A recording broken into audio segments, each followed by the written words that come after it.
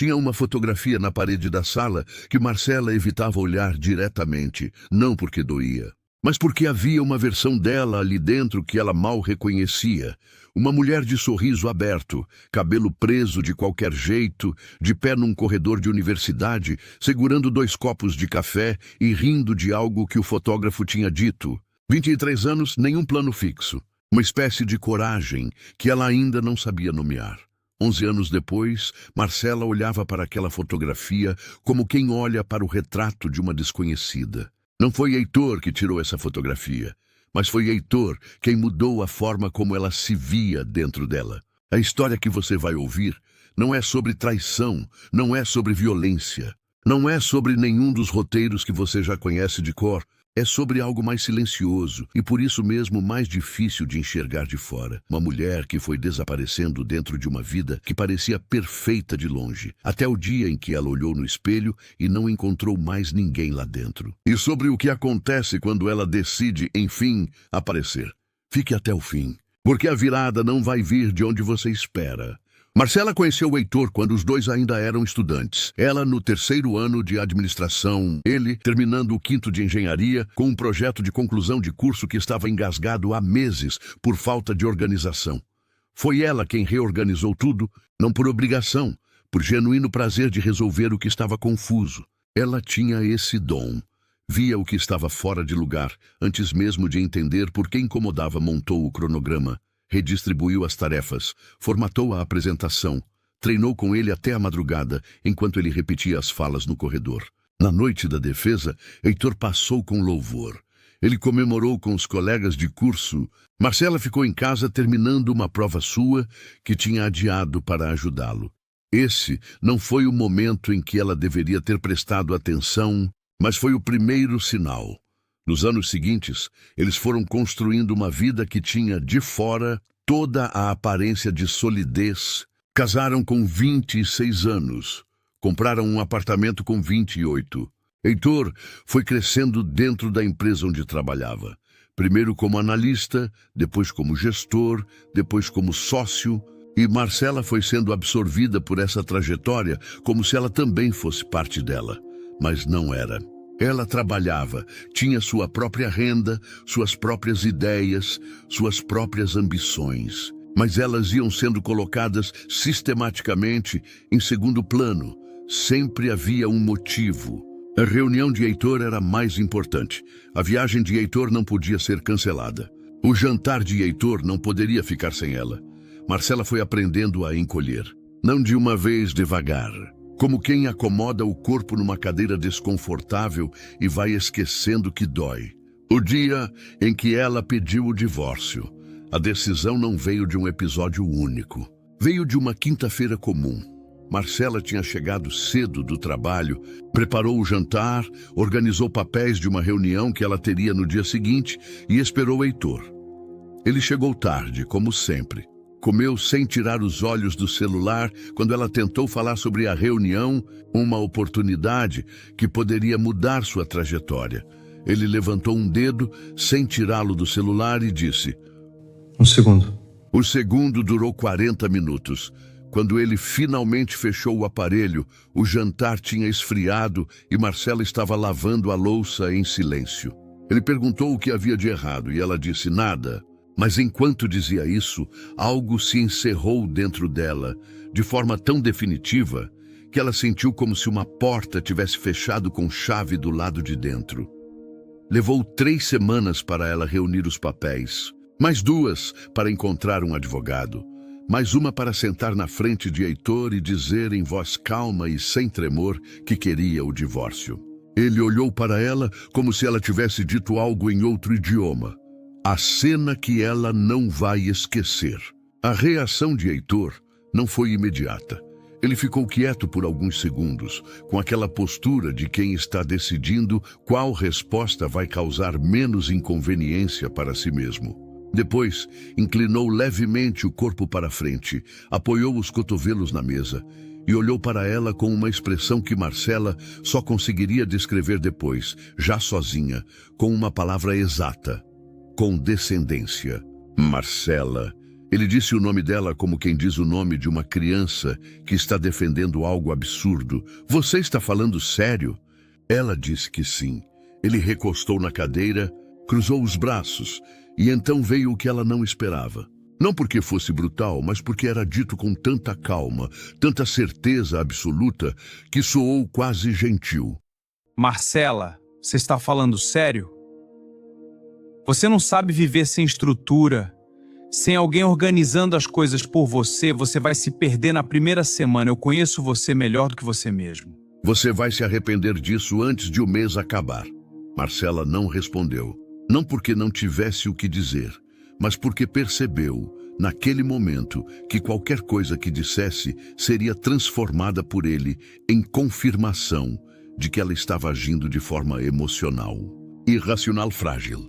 Era uma armadilha construída com palavras calmas. Então ela pegou a pasta de documentos sobre a mesa, alinhou as folhas e disse apenas: "Você vai receber tudo pelo advogado." Ela saiu sem bater a porta. Mas nas escadas, enquanto descia, o coração dela batia tão forte que ela teve que parar no segundo andar e apoiar a mão na parede. Ele tinha dito que ela não sabia viver sem estrutura. E a parte mais aterrorizante era que naquele momento ela ainda não sabia se ele estava errado. O vazio que não tem nome. A casa continuou exatamente igual depois que Heitor saiu. E foi justamente isso que tornou tudo mais difícil. Nada foi deslocado, nada foi quebrado. Os móveis estavam nos mesmos lugares, a luz entrava pela mesma janela, o café era preparado da mesma forma todas as manhãs. Só que agora havia um silêncio dentro desse funcionamento que Marcela não sabia como preencher e que também não sabia se queria preencher. Nos primeiros dias, ela descobriu algo que ninguém avisa sobre o fim de um relacionamento longo. O mais difícil não é a saudade, é a desorientação. Durante 11 anos, mesmo quando discordava, havia uma referência constante. Heitor não era carinhoso, não era expansivo, mas era preciso. E essa precisão, mesmo rígida, mesmo sufocante, criava uma espécie de gravidade. Tudo girava em torno dela. Sem ela, Marcela descobriu que não sabia muito bem qual era o próprio eixo. Decisões simples passaram a pesar de forma desproporcional. O que priorizar hoje? O que era urgente de verdade? O que ela queria? Não o que era necessário, não o que era esperado, mas o que ela de fato queria. Ela não sabia mais responder a essa pergunta. E a parte mais assustadora de tudo era que ela não conseguia lembrar exatamente quando tinha parado de saber. As semanas passaram funcionando com aquela precisão inquietante, compromissos cumpridos, mensagens respondidas, rotinas mantidas. Por fora, nada indicava ruptura. Por dentro, era como andar num corredor que tinha perdido as paredes. A voz de Heitor voltava às vezes, não como memória afetiva, como dúvida instalada. "Você vai se perder." Ela fingia que não ouvia, mas a frase estava lá. Foi Amanda quem, sem saber, acendeu a primeira luz. Elas se esbarraram numa fila de banco. Esse tipo de encontro que parece não ter importância nenhuma e que, às vezes, muda completamente o curso de um pensamento. Amanda tinha trabalhado na mesma empresa que Marcela, anos antes, num projeto paralelo. Uma mulher direta, sem muito espaço para conversa vazia. Elas tomaram um café rápido ali perto. Amanda falou sobre a própria trajetória, com uma naturalidade que Marcela achou quase irritante. Mudanças de área, decisões arriscadas, um período de instabilidade financeira que ela descrevia sem drama, como quem conta o caminho entre 2 pontos num mapa. "Como você sabia que estava certa?" Marcela perguntou em algum ponto da conversa. Amanda levantou os ombros. "Não sabia. Mas parei de esperar que alguém me dissesse que eu podia." Essa frase não revelou nada novo. Não resolveu nada, mas ficou. Alguns dias depois, Marcela abriu um caderno em branco, algo que não fazia há anos, e começou a escrever. Não um plano, não uma lista, só o que ela sabia fazer. O que ela gostava, o que tinha funcionado nas vezes em que tinha agido por instinto, antes de aprender a pedir permissão. A lista era maior do que ela esperava, e havia uma coisa em particular que aparecia de formas diferentes em quase tudo que ela tinha escrito. Ela sabia construir, sabia ver o que estava errado numa estrutura antes que virasse problema. Sabia organizar o que estava confuso. Sabia, acima de tudo, fazer funcionar. Heitor tinha se beneficiado disso por 11 anos. Era hora de ela se beneficiar disso por conta própria. A mensagem de Breno chegou numa noite de terça-feira, sem contexto, sem aviso. Só o nome no topo da tela. E os 11 anos de silêncio entre eles que nenhuma mensagem curta conseguiria cobrir. Breno fazia parte de uma versão de Marcela que existia antes de Heitor. Uma versão mais jovem, mais barulhenta, que ria mais fácil e tinha menos medo de errar. Eles tinham se conhecido no segundo ano da faculdade e havia algo entre eles que nunca chegou a ter nome antes de ser interrompido. A promoção do pai de Breno para outro estado, a mudança repentina, o fim que não foi fim, apenas suspensão. Essas histórias são as mais difíceis de processar, as que terminam sem conflito, sem resolução, sem uma cena de encerramento que o cérebro possa arquivar, ficam suspensas. Aparecem nos momentos mais impróprios.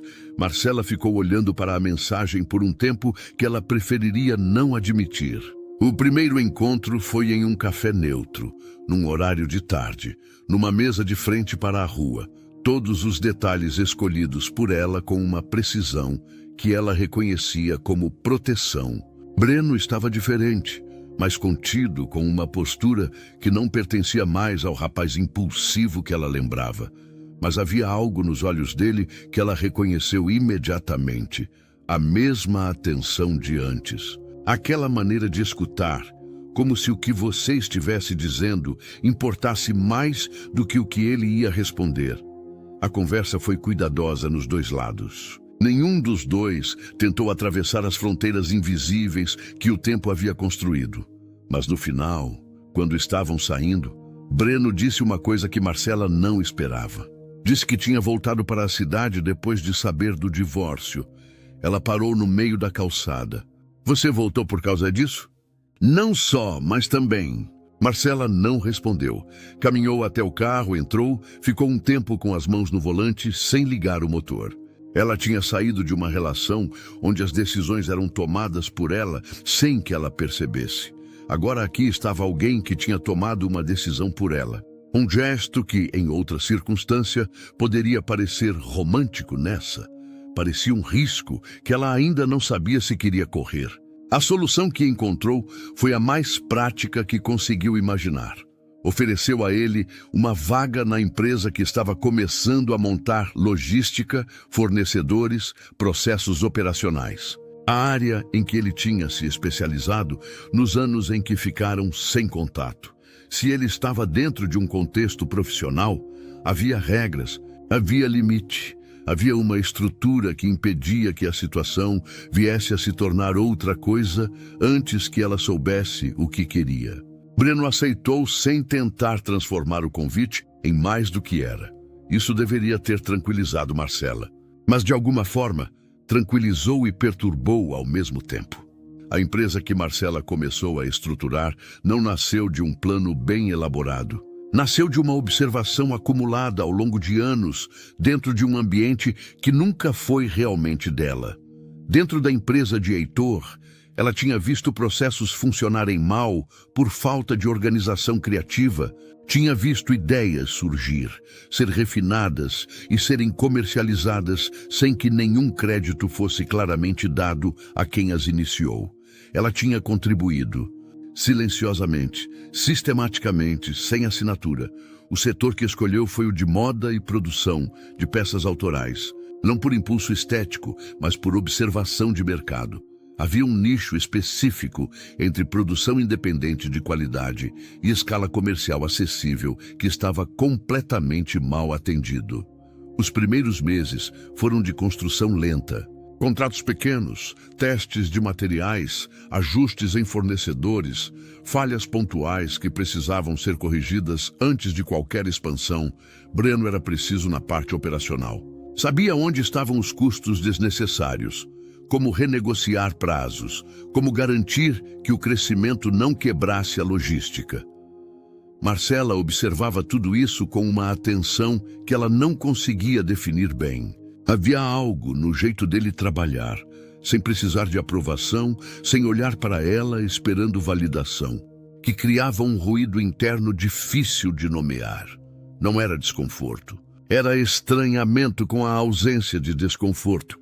Foi nesse período que o nome de Lívia começou a aparecer.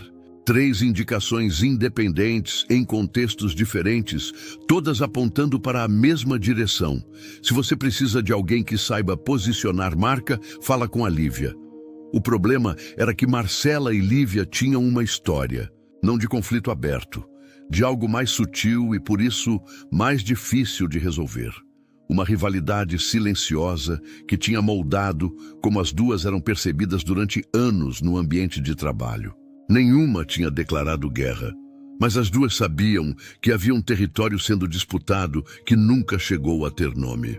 Marcela ficou uma semana evitando ligar, depois ligou. O reencontro que ninguém esperava. A primeira reunião entre Marcela e Lívia aconteceu com uma tensão que não precisava ser verbalizada. As duas se reconheceram imediatamente, não apenas como pessoas, mas como o que haviam representado uma para a outra. O passado estava presente como uma referência silenciosa, não como acusação. Lívia foi direta, apresentou sua análise do projeto com uma precisão que Marcela reconheceu e admirou, mesmo que não quisesse admitir. Apontou lacunas sem suavizar. Fez perguntas que Marcela ainda não tinha conseguido se fazer.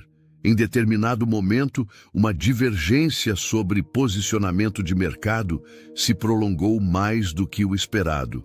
As duas falaram alto, nenhuma cedeu de imediato. E então aconteceu algo que nenhuma das duas tinha previsto. Em vez de travar, a conversa evoluiu. Não havia interesse em vencer a discussão. Havia interesse em encontrar uma solução melhor do que qualquer uma das duas ideias isoladas. Quando a reunião terminou, Marcela disse, segunda-feira? Lívia disse, segunda-feira. Não houve abraço. Não houve discurso de reconciliação. Havia apenas o entendimento funcional de duas pessoas que finalmente estavam no mesmo lado da mesa.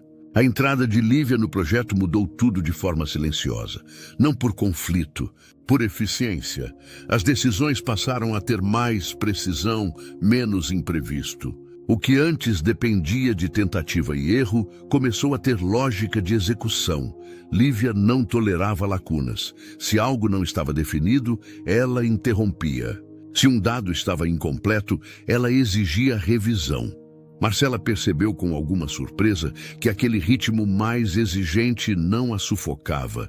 Pelo contrário, era um tipo de liberdade diferente.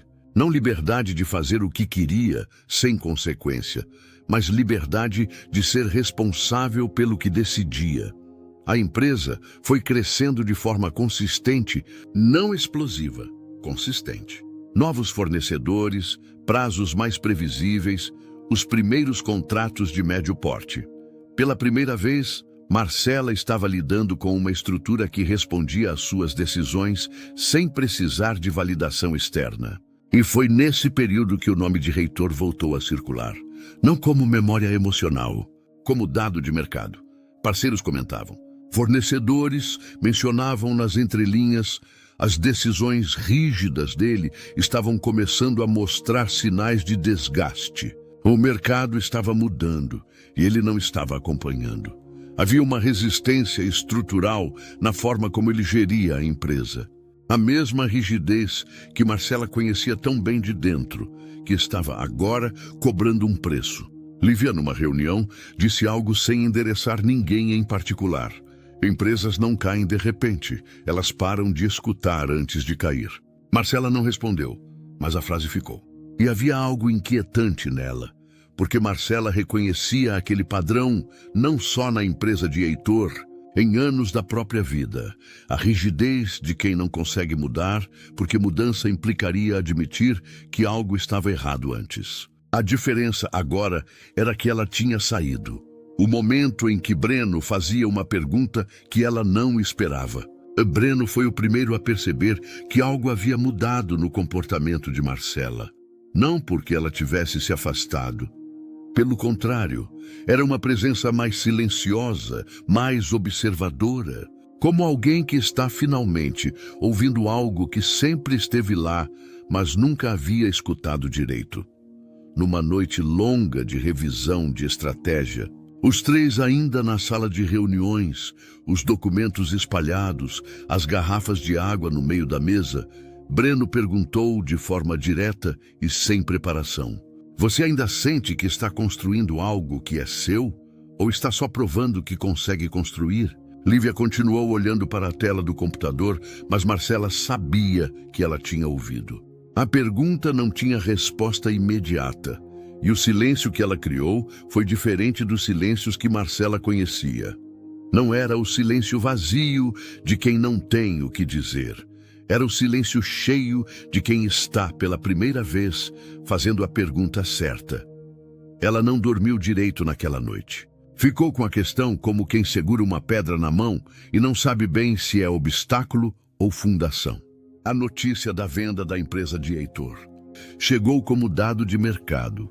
Primeiro entre fornecedores, depois entre parceiros, depois de forma indireta dentro da própria equipe. Quando Marcela confirmou, não houve reação visível. Apenas um silêncio breve, seguido de continuidade. O processo de compra foi intermediado por terceiros. Marcela usou representação profissional para manter distância de qualquer camada pessoal da negociação. Não era só proteção emocional, era controle de narrativa. Ela não queria que aquele encontro fosse interpretado como revanche, porque não era. Quando o dia da assinatura chegou, ela entrou na sala sabendo o que encontraria, mas sem saber o efeito real da presença dele.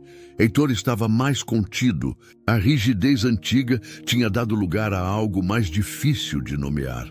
Um cansaço acumulado que aparecia nos ombros, na forma como ele segurava a caneta, na maneira como demorou alguns segundos para reorganizar a percepção quando a viu.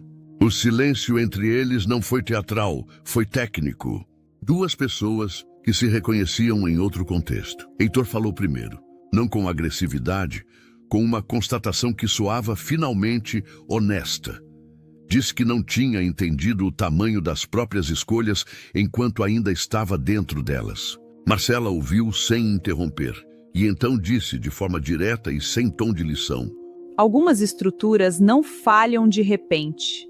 Elas apenas param de acompanhar o que está ao redor. Era uma observação, não um julgamento. Heitor assinou os documentos sem resistência, sem drama. Quando ela saiu da sala, não sentiu vitória. Sentiu algo diferente, mais sóbrio e mais real. Continuidade. Como se um capítulo que já tinha sido encerrado em silêncio, dentro dela, tivesse finalmente recebido a última linha formal no papel. Do lado de fora, Breno e Lívia aguardavam. A empresa não parou naquele momento, apenas seguiu, e foi isso. O simples fato de que nada precisou ser interrompido para que algo terminasse, que Marcela levou consigo. A aquisição não mudou o cotidiano de Marcela de forma visível, mas algo havia mudado na forma como ela ocupava os próprios espaços internos. Pela primeira vez em anos, não havia mais uma referência de contraste disputando atenção com o presente. Não havia mais nada para provar. Não havia mais ninguém cuja voz voltava de madrugada, dizendo que ela se perderia na primeira semana. E aí, nesse silêncio novo, ela foi encontrar a pergunta que Breno tinha feito. Você ainda está construindo algo que é seu ou apenas provando que consegue? A empresa era sólida. Os processos funcionavam. Lívia mantinha a consistência estrutural com uma precisão que havia eliminado os improvisos desnecessários. Breno garantia que o crescimento não quebrasse a logística. Havia um sistema funcionando. Mas qual era a próxima pergunta? Marcela percebeu que o maior risco não era falhar. Era continuar expandindo, sem entender o motivo profundo da expansão. Ela tinha passado anos saindo de uma estrutura onde não decidia. Agora estava em uma onde tudo dependia dela. A diferença era real, mas havia outro nível além disso. Num encontro estratégico, Lívia apresentou uma proposta de expansão agressiva. Breno apontou riscos logísticos reais. Os números eram positivos, mas havia uma margem de segurança que estava começando a diminuir. Todos aguardavam. Marcela não respondeu imediatamente. Observou os dois lados da mesa e, pela primeira vez, não buscou validação em nenhum deles. Não em Lívia, que ela admirava, não em Breno, que ela sentia de forma mais complicada do que conseguia articular. Tomou a decisão que era mais coerente com o tipo de empresa que queria sustentar no longo prazo, não a mais ousada, não a mais conservadora a mais dela. Depois que a reunião terminou e o ambiente esvaziou, Breno ficou por alguns minutos. Não disse nada imediatamente. E Marcela percebeu que não precisava mais manter distância emocional como forma de proteção automática, não porque o risco havia desaparecido, mas porque ela finalmente sabia distinguir o que era medo razoável do que era simplesmente o hábito de se proteger de algo que talvez não precisasse de proteção. Eles não precisaram resolver nada naquela noite. Algumas coisas podem ser construídas no ritmo em que querem crescer. O que cruza caminhos e o que você faz com isso. Marcela não percebeu o momento exato em que parou de ser alguém que reagia à própria vida e passou a ser alguém que a conduzia. Não houve discurso, não houve revelação dramática. Não houve um dia específico que ela pudesse apontar e dizer: foi aqui que tudo mudou. O que houve foi um acúmulo silencioso de escolhas pequenas, tomadas com um nível de presença que ela foi recuperando aos poucos, como quem volta a andar depois de muito tempo sem usar os pés. Heitor ficou no passado não como derrota, como estrutura que havia deixado de sustentar qualquer versão atual da realidade dela. Não havia mágoa que precisasse ser carregada, não havia vitória que precisasse ser celebrada. Havia apenas distância, que é o que o tempo constrói quando você para de olhar para trás. Breno deixou de ser uma lembrança suspensa e passou a ser presença consciente. Sem urgência de definição, sem a tentativa de preencher o que o tempo havia deixado em aberto. Lívia permaneceu como a prova mais concreta de que rivalidade não precisa ser destino quando as duas pessoas envolvidas finalmente crescem o suficiente para ver além dela. E Marcela entendeu, de forma simples e sem grande anúncio, o que tinha levado tanto tempo para se tornar óbvio. Ninguém vai organizar o seu caminho por você. E quando você para de esperar que isso aconteça, quando você para de pedir licença interna para existir dentro das suas próprias escolhas, não é o mundo que muda, é você, e isso silenciosamente muda tudo. Mas se essa história te tocou de alguma forma, se você se reconheceu em algum ponto dela, me conta nos comentários. E me fala também de que cidade você está assistindo. Eu gosto de saber até onde essas histórias estão chegando.